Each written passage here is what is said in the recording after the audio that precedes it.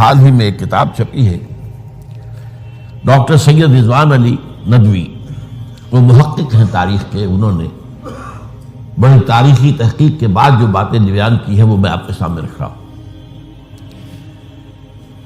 عرب میں جنوب مغرب کی کونے میں جہاں یہ یمن بھی آباد ہے، اس کے اوپر نجران ہے، اسی علاقے میں یمامہ کا علاقہ کہلاتا ہے۔ یہاں ایک قبیلہ آباد تھا، بنو تمیم۔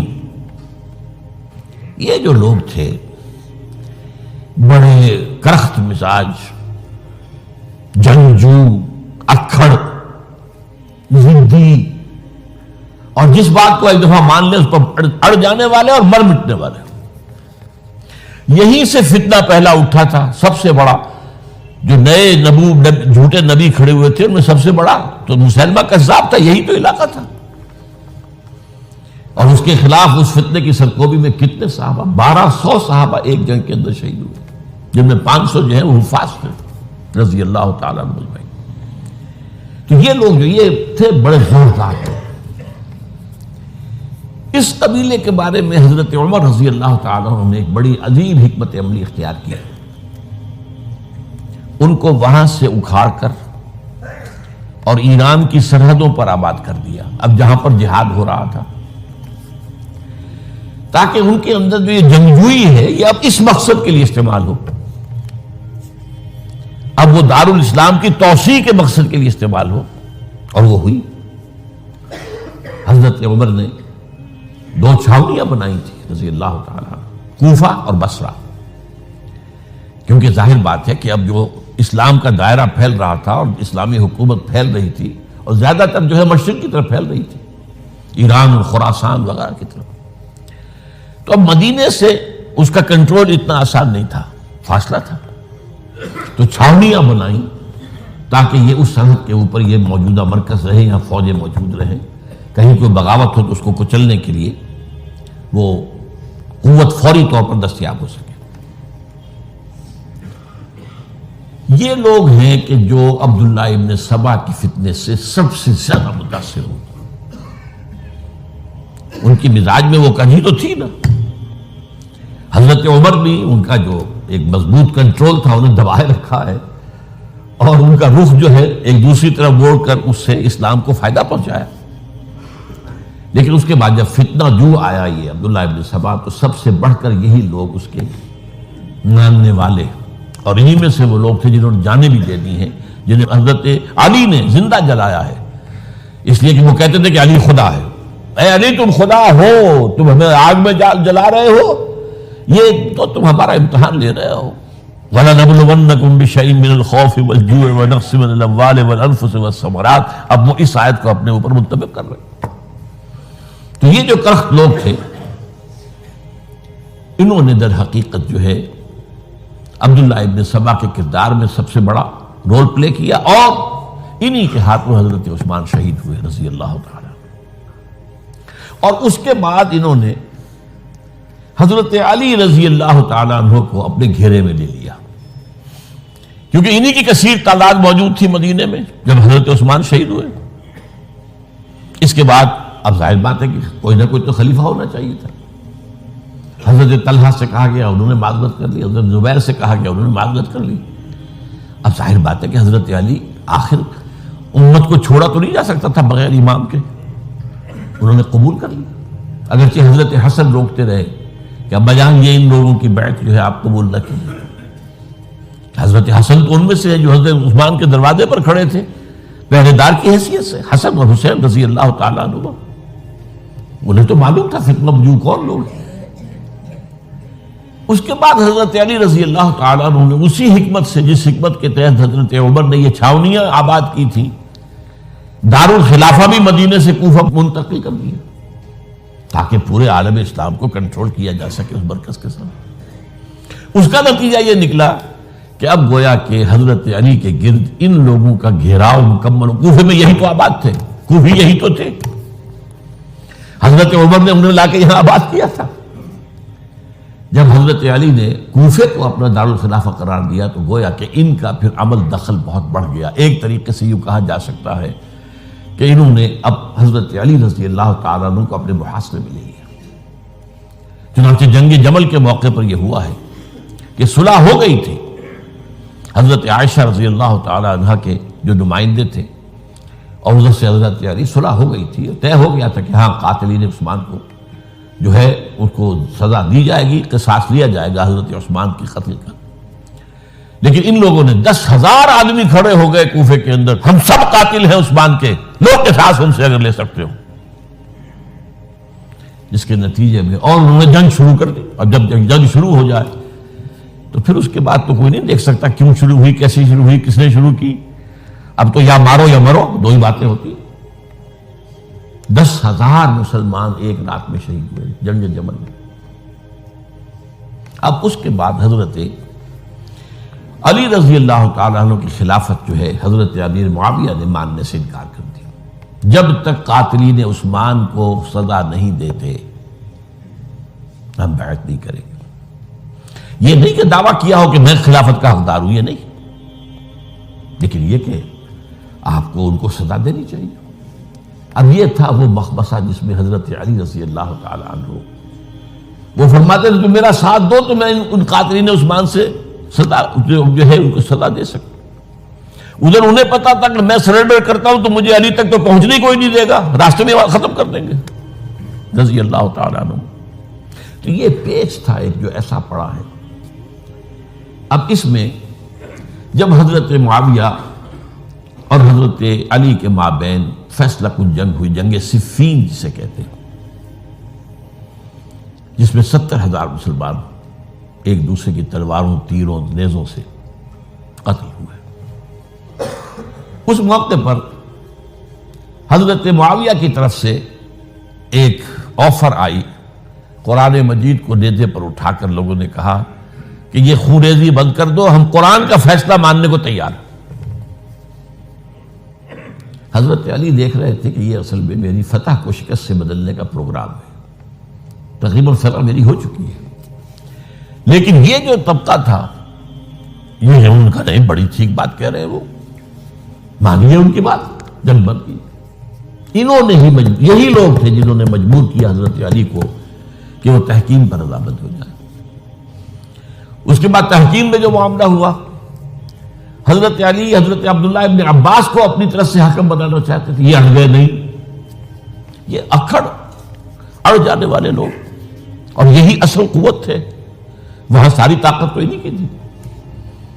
تو انہوں نے ابو موسیٰ اشعری کو اپنی طرف سے مقرر، وہ بہت نرم خو آدمی تھے، انہیں بناؤ۔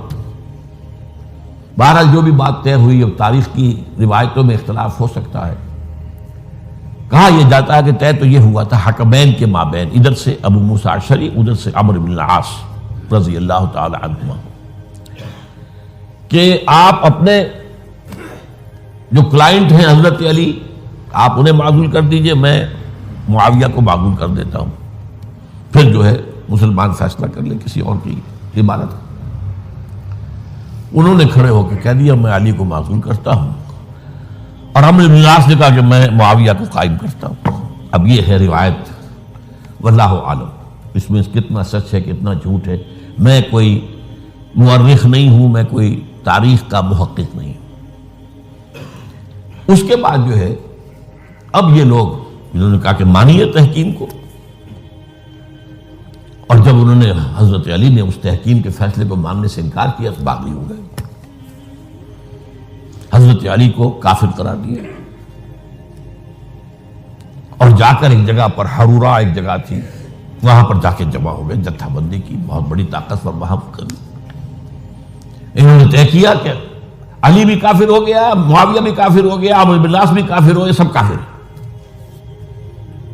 حضرت علی کی طرف سے ایک گئے سفیر ان سے بات کرنے کے لیے، تو انہوں نے کہا تم نے تو کہا تھا کہ تحکیم کو تسلیم کرو، کہ ہاں ہم نے گناہ کیا تھا، کفر کیا تھا، ہم توبہ کی ہم نے، اگر علی بھی مان لے کہ میں نے مان کر کفر کیا تھا اب میں توبہ کرتا ہوں تو ہم ان کی بات مان لیں گے۔ اب حضرت علی اس طرح کا جھوٹ کیسے بولتے ہیں، انہوں نے تو کوئی کفر نہیں کیا تھا۔ بہرحال انہوں نے پھر بھی نرمی برتی کہ دیکھو اگر تم کوئی خونریزی نہیں کرو گے، فساد نہیں مچاؤ گے تو میں تمہیں کچھ نہیں کہوں گا، لیکن وہ اپنی ان شرارتوں سے بعد نہیں آئے۔ تو پھر تیسری جو بڑی جنگ ہوئی ہے ان جنگوں میں، جنگ نہروان کہلاتی ہے، حضرت علی کی جنگ خوارج کے ساتھ، جس میں 4000 خارجی جو ہے وہ قتل ہوئے۔ اور یہ بات اب آپ نوٹ کر لیجئے کہ یہ لوگ جیسا کہ اکھڑ بھی تھے لیکن اپنی بات پر ڈٹ جانے والے تھے، لیکن ساتھ ہی دیندار بھی تھے، نمازی اور روزے دار بھی تھے۔ یہ اس طرح کے لوگ نہیں تھے کہ جو فاسق اور فاجر ہو، بس یہ مزاج کا ایک ہے جس بات دل میں بیٹھ گئی اڑ گئے۔ تو یہ اصل میں انہوں نے پھر فیصلہ کیا کہ اور تو ہمارے بس میں اب کچھ نہیں ہے، ان تینوں کو قتل کر دیا جائے، علی کو بھی اور معاویہ کو بھی اور عمرو بن العاص کو بھی۔ تو ایک جگہ ان کی سازش ہوئی، 3 آدمی معین ہو گئے، ایک ہی وقت کا طے فیصلہ ہو گیا، فلاں تاریخ کو فجر کے وقت تم جاؤ، وہ تم کوفے کی جامع مسجد میں، جب علی نماز جماعت کرا رہے ہو خنجر مارو انہیں۔ اور یہ اس کا نام ابن ملجم تھا، خارجی، یہ وہی لوگ بنو تمیم کے لوگ۔ دوسرا جو تھا وہ دمشق میں حضرت معاویہ کو قتل کرنے شہید کرنے کے لیے پہنچ گیا۔ تیسرا مصر پہنچ گیا حضرت عمرو بن العاص کو۔ اب یہ بات اللہ کی طرف سے ہے، یہ تو اس کی مشیت ہے، اس کا فیصلہ ہے۔ حضرت علی پر وار کارگر ہوا، اب شہید ہو گئے۔ حضرت معاویہ پر وہ وار ذرا اوچھا پڑا، زخمی تو ہوئے لیکن آپ کی جان بچ گئی۔ عمرو بن العاص اس روز مسجد میں کسی معذوری کی وجہ سے، عذر کی وجہ سے فجر میں آئی نہیں سکے، لہذا حضرت علی کی شہادت ہو گئی۔ اب یہ ہے اصل پس منظر، کن لوگوں نے کیا شہید، اصل میں وہ سمجھ لینے کی بات ہے۔ یہ خوارج نے شہید کیا، لیکن خوارج کا فتنہ سبائی فتنے ہی کا آف شوٹ ہے، اسی کے ذیل میں ہے، اسی کی ایک شاخ ہے، اسی کا ایک نتیجہ ہے۔ یہ خوارج جو ہے بعد میں بھی ان کی مسلسل جو ہے وہ جنگیں رہی ہیں۔ بہرحال اس صورتحال کو یہ سمجھ لیجئے کہ یہ خلفائے ثلاثہ رضی اللہ تعالی عنہ، حضرت عمر شہید، عثمان شہید، علی شہید۔ عجیب بات ہے کہ تینوں کا نام عین سے شروع ہوتا ہے، عمر عین سے، عثمان عین سے، علی عین سے، تینوں شہید ہوئے ہیں۔ لیکن یہ کہ یہ ہے تاریخی پس منظر۔ اب اس کے بعد میں صرف آپ کو چند اشارے دوں گا، میں نہیں چاہتا کہ اس سے آگے کوئی تفصیل سے گفتگو ہو۔ حضرت علی کی شہادت کے بعد لوگوں نے، جبکہ ابھی حضرت علی زخمی تھے، انتقال نہیں ہوا تھا، آپ سے پوچھا کہ ہم حسن کے ہاتھ پر بیعت کر لیں رضی اللہ تعالیٰ۔ آپ نے فرمایا نہ میں تمہیں اس کا حکم دیتا ہوں اور نہ روکتا ہوں، یہ تمہارا معاملہ ہے، امر المسلمین ہے، مسلمان فیصلہ کر لیں جس کو چاہیں۔ چنانچہ حضرت حسن رضی اللہ تعالیٰ عنہ کے ہاتھ پر بیعت ہو گئی۔ اب معاملہ ٹھہرا حضرت حسن اور حضرت معاویہ کے مابین۔ 6 ماہ خلافت رہی ہے حضرت حسن کی رضی اللہ تعالیٰ عنہ، اور میں انہیں 5واں خلیفہ راشد مانتا ہوں۔ ابو بکر، عمر، عثمان، علی، حسن، انہوں نے کوئی اپنی قوت سے خلافت حاصل نہیں کی تھی، بلکہ مسلمانوں نے انہیں خلیفہ بنایا تھا۔ لیکن یہ اس قدر صلح جو انسان تھے، بہت نرم طبیعت کے انسان، جب انہوں نے دیکھا کہ یہ تو پھر خوریزی کا معاملہ ہو رہا ہے، ابھی معاویہ کے پاس 40,000 کا لشکر تھا، ان کے پاس بھی بڑا لشکر موجود تھا، بلکہ 40,000 ان کے پاس تھا، حضرت معاویہ کے پاس اس سے بڑا تھا۔ انہوں نے صلح کر لی حضرت معاویہ سے رضی اللہ تعالیٰ، اور وہ حدیث ان کے حق میں جو ہے پیشن گوئی تھی وہ پوری ہو گئی کہ حضور نے فرمایا تھا میرا یہ بیٹا مسلمانوں کے 2 گروہوں کے مابین صلح کرائے گا۔ یہ سن 41 ہجری کا واقعہ ہے، جب صلح ہو گئی اور حضرت حسن دستبردار ہو گئے اور امیر معاویہ کو اب خلیفہ تسلیم کر لیا گیا۔ اس کو عام الجماع کہتے ہیں، یعنی وہ انتشار اور تفرقہ جو سبائی فتنے سے شروع ہوا تھا، اگرچہ اس کا نقطہ آغاز تو بالفعل بنا شہادت عثمان، پھر وہ جنگ جمل اور جنگ صفین اور جنگ نہروان، اور اس کا ایک نتیجہ جو نکلا وہ کیا تھا کہ اسلامی حکومت کی حدود کی جو توسیع ہو رہی تھی وہ عمل رک گیا۔ وہ تو خلفائے ثلاثہ، اب یہ ثلاثہ میں گن رہا ہوں، حضرت ابوبکر، حضرت عمر، حضرت عثمان، ان کے دور میں ساری توسیع ہوئی، فتوحات ہوئی۔ حضرت علی کا دور جو ہے سارا خانہ جنگی کی نظر ہو گیا. وہ خلیفہ راشد ہیں، اس میں کوئی شک نہیں ہے، بہت عظیم شخصیت ہے، ہمارے نزدیک صحابہ کرام میں سوائے 3 کے سب سے بڑھ کر ہیں، سب سے افضل ہیں. ہاں، ابو بکر، عمر، عثمان ان سے افضل ہیں ہمارے نزدیک. خلافت جو ہے خلفاء کے مابین ترتیب فضیلت جو ہے وہ ترتیب خلافت کے مطابق اہل سنت کے نزدیک، لیکن باقی ہزاروں صحابہ میں تو سب سے اونچے ہیں. اس حوالے سے حضرت علی کا کوئی قصور نہیں ہے رضی اللہ تعالی، ان کی کوئی کوتاہی نہیں ہے. انہیں خلافت ملی ہی ایسے پرفتن دور میں ہے. اگر کہنا جو ہے اگرچہ روکا گیا ہے کہ یہ کلمہ لو مت استعمال کیا کرو، اگر یوں ہوتا تو یوں ہو جاتا، لیکن یہ کہ بہرحال ہمارا سوچنے کا ایک انداز ہے. اگر حضرت علی کو اول دور میں خلافت ملی ہوتی تو ان کے کچھ اور نتائج اور ہوتے. اب یہ پرفتن دور کے اندر خلافت ملی، خانہ جنگی ہو رہی، اور جو حالات میں نے آپ کو بتائے ہیں، ظاہر بات ہے کہ وہ دور جتنا نہ ذرائع آمد و رفت ایسے تھے، نہ ذرائع مواصلات ایسے تھے، نہ کمیونیکیشنز ایسی تھیں. وہ تو یوں سمجھیے کہ دارالخلافہ کے اندر کے حالات جو ہیں بس وہیں پر فیصلہ ہو رہا تھا. یا پہلے مدینے میں ہوا، حضرت عثمان شہید ہوئے، اور یا پھر کوفے میں ہو گیا. وہ تو اصل جو بھی طاقت اس مرکز کے اندر جس کے پاس طاقت تھی، اسی نے جو بھی اپنا فیصلہ ہے وہ منگا لیا. بہرحال یہ جو حضرت حسن نے مصالحت کی ہے، جس کی بنا پر ہم تو انہیں سلام کرتے ہیں، ان کا احترام کرتے ہیں. انہوں نے خانہ جنگی ختم کی، فساد جو ہے اس کی جڑ کاٹ دی، تعامل جماعت ہو گیا، اب امن ہو گیا. اور نوٹ کیجئے اس کے بعد 20 برس تک امیر معاویہ کی حکومت رہی ہے. 20 برس اور کامل امن رہا ہے. اس میں یہ بھی ہے کہ ان کے تدبر کو بھی دخل حاصل تھا. یہ بھی ہے کہ انہوں نے کچھ طاقت کا استعمال بھی کیا. یہ بھی ہے کہ انہوں نے دل جوئیاں بھی کی لوگوں کو، جس کو ہم کہتے ہیں مؤلفۃ القلوب، جو زکوٰۃ کے مسائل میں شامل ہے. کچھ لوگوں کی کے شر سے اس کو روکنے کے لیے ان کو جو ہے کچھ زکوٰۃ میں سے پیسہ دیا جائے وغیرہ وغیرہ. مؤلفۃ القلوب، تالیف قلب کے لیے. بہرحال نتیجہ یہ ہے. تاہم یہ جان لیجئے کہ حضرت معاویہ صحابی رسول ہیں، ہم ان کو تسلیم کرتے ہیں، لیکن ان کی خلافت کو خلافت راشدہ ہم نہیں مانتے، اس لیے کہ وہ انہوں نے اپنی طاقت سے حاصل کی ہے. میں نے اسی لیے کہا حضرت حسن رضی اللہ تعالیٰ عنہ کی خلافت راشدہ ہے، لیکن حضرت معاویہ کی خلافت راشدہ، اگرچہ اس میں عمل رہا، اور وہ جو عمل رک گیا تھا، وہ جو مزید توسیع دارالاسلام کی، وہ دوبارہ شروع ہو گیا. خراسان کی طرف پیش قدمی شروع ہو گئی. ادھر پہلا بیڑا بنایا حضرت معاویہ نے رضی اللہ تعالیٰ عنہ، اور یہ بحیرہ روم کے بعد جزائر کو فتح بھی کیا. انہی کے زمانے میں مسلمان فوجیں جو ہیں استنبول تک پہنچ گئی،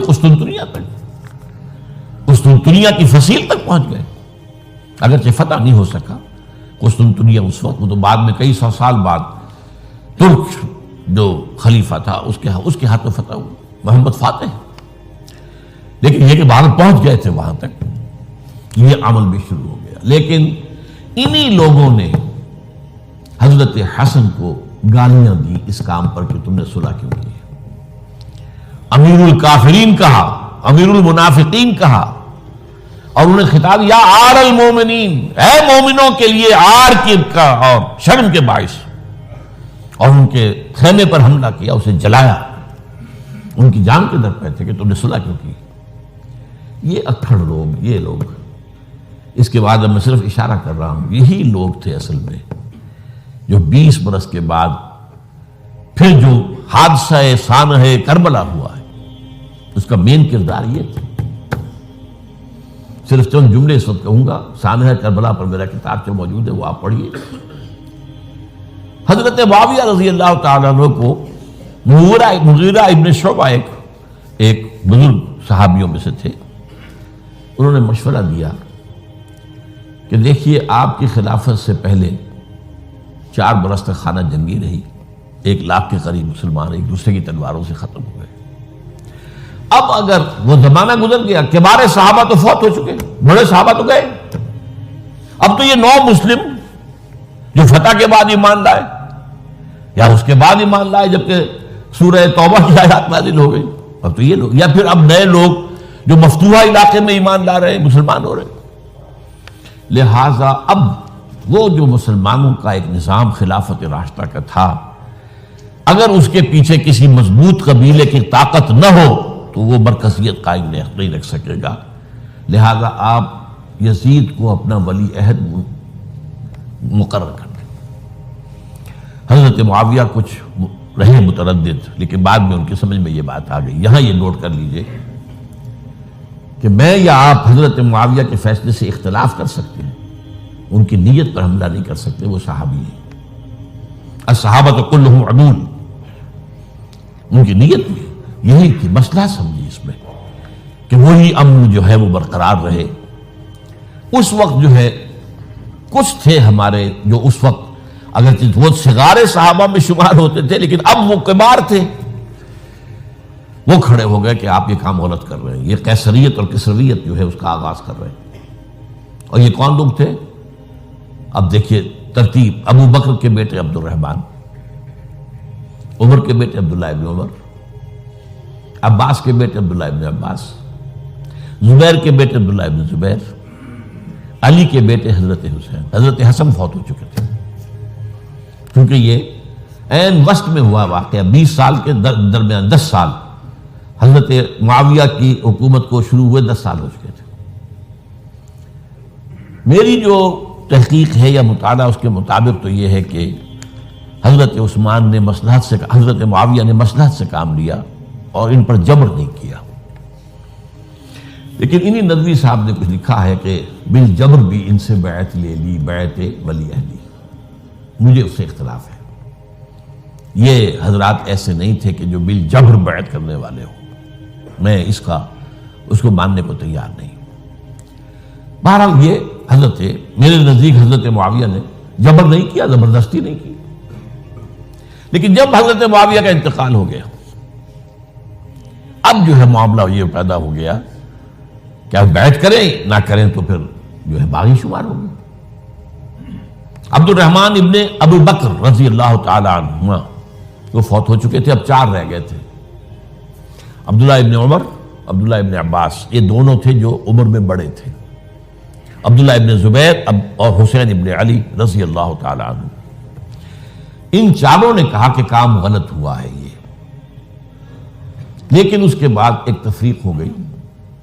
یہ جو دونوں بزرگ تر تھے، حضرت عبداللہ ابن عمر، عبداللہ ابن عباس، ان دونوں نے کہا کام تو غلط ہے لیکن ایسا نہیں ہے جس کی بنا پر خونریزی کرائی جائے، مسلمانوں کا خون بہے، بغاوت کی جائے، ایسا نہیں۔ مطلب یہ کہ اس کے اندر مصلحت کا تقاضا یہ ہے کہ اس وقت جو ہے اس کو تسلیم کر دیا جائے۔ لیکن یہ جو دو نوجوان تھے، ان کے اندر، نوجوان نہیں کہ وہ جوان تھے ماشاءاللہ، لیکن یہ کہ جوش زیادہ تھا، یہ اڑ گئے کہ نہیں، ہم اس غلطی کو اب نہیں چلنے دیں گے۔ حضرت عبداللہ ابن زبیر اور حسین ابن علی رضی اللہ تعالیٰ عنہ۔ اب دیکھیے اصل فیصلہ کن بات کیا ہوئی۔ ان دونوں حضرات میں ایک اختلاف ہو گیا۔ حضرت عبداللہ ابن زبیر کا کہنا یہ تھا کہ یہی مقیم رہی ہے مکے میں اور یہیں سے جو ریزسٹنس موومنٹ ہے وہ شروع کی جائے بنو امیہ کی حکومت کے خلاف۔ ادھر سے کوفیوں کے خطوط چلے آ رہے تھے حضرت حسین رضی اللہ تعالیٰ عنہ، آپ آئیے، ہم آپ سے بیعت کریں گے۔ حضرت حسین نے اپنے بھائی، چچا زاد بھائی مسلم بن عقیل کو بھیجا، ان کے ہاتھ پر 10-12 ہزار کوفیوں نے بیعت کر دی حضرت حسین کے لیے، اور ان کے خطوط کے جو ہے وہ تو پورے کے پورے تھیلے تھے حضرت حسین کے پاس۔ اس سے پھر حضرت حسین نے سفر کیا۔ ادھر یہ ہوا کہ یزید کی طرف سے عبید اللہ ابن زیاد جو ہے گورنر بن کر آیا، اس نے جو تشدد کیا کوفیوں پر، سب نے بیعت توڑ دی، اور حضرت مسلم بن عقیل جو ہے ان کو شہید کر دیا۔ یہ خبر پہنچی ہے حضرت حسین کو، آپ ابھی درمیان میں تھے سفر کے، آپ نے مناسب سمجھا کہ میں واپس لوٹ جاؤں۔ لیکن حضرت مسلم بن عقیل کے بیٹے کھڑے ہو گئے کہ اب ہم قصاص لیے، ہمارا باپ شہید کیا گیا، قصاص لیے بغیر تو نہیں جائیں گے۔ اب یہ مروت کے خلاف تھا حضرت حسین کی کہ وہ ان کو چھوڑ دیتے۔ یہ وجہ ہے کہ وہ حادثہ پیش آیا، اور اس میں بھی اصل وجہ میں بتاتا ہوں، وقت جو ہے ختم ہو گیا ہے۔ وہ یہ ہے کہ حضرت حسین نے جب وہ لشکر تھا کوفیوں کا، کوفی تو آئے تھے نا، وہی کوفی جنہوں نے بیعت کی تھی، وہی بیعت توڑنے والے تھے، وہی لشکر میں آئے تھے حضرت حسین کے خلاف۔ حضرت حسین نے وہاں عین میدان جنگ میں اعلان کیا، دیکھو فلاں ابن فلاں، یہ تمہارا خط ہے کہ نہیں؟ تم نے مجھے بلایا۔ دیکھو فلاں ابن فلاں، تم نے مجھے دعوت دی تھی کہ نہیں؟ یہ دیکھو میرے پاس تمہارے خطوط جو ہیں تھیلے بھرے ہوئے موجود ہیں۔ اب انہیں اندیشہ یہ ہوا کہ اگر حضرت حسین کو کسی طرح بھی یزید تک پہنچ جانے دیا گیا تو ہمارا جو ہے بانڈا پھوٹ جائے گا، پھر ہماری خیر نہیں۔ ورنہ حضرت حسین نے کہا تھا، دیکھو یا مجھے واپس جانے دو، یا مجھے سرحدوں کی طرف جانے دو، میں کفار کے ساتھ جہاد کرتے ہوئے اپنی زندگی صرف کر دوں گا، یا مجھے یزید کے پاس جانے دو، میں اس کے ساتھ اپنا معاملہ کر لوں۔ انہوں نے کہا کہ اگر یزید تک ان کی رسائی ہو گئی تو پھر ہماری خیر نہیں۔ تو انہوں نے نہ صرف یہ کہ شہید کیا، وہی کوفی، وہی بنو تمیم کے لوگ، وہی اکھڑ، انہوں نے نہ صرف یہ کہ شہید کیا بلکہ پھر خیموں کو آگ لگائی۔ کیوں لگائی؟ تاکہ وہ جو ڈاکومنٹری پروف تھا ان کے خلاف وہ ختم ہو جائے، ورنہ آگ لگانے کی کیا ضرورت تھی؟ انہوں نے اور تو کوئی نہیں کیا، یعنی وہ کام تو نہیں کیا کہ جو کسی مفتون کے ساتھ کیا جاتا ہے۔ حضرت حسین کے بیٹے بیمار تھے، حضرت علی بن حسین زین العابدین رحمت اللہ علیہ، انہیں شہید تو نہیں کیا۔ جو خواتین تھیں جو ان کی کوئی بے حرمتی نہیں کی۔ یہ نہیں کہا کہ اب یہ تو جیسے کہ خوارج کہتے تھے جو مسلمان کافر ہو گئے، مسلمان ہیں ان کے نزدیک کافر ہیں، ان کی بیویاں بھی حلال ہیں ہم پر، وہ تو کنیزیں ہیں، پھر فیصلہ یہ تو نہیں کیا۔ خیمے جلائے اس لیے ہے کہ وہ جو ثبوت تھا ان کے خلاف وہ ختم ہو جائے۔ یہ حادثہ فاجعہ بھی در حقیقت اسی سلسلہ سبائیہ، وہ فتنہ جو ہے اسی کا اس کی ایک کڑی ہے۔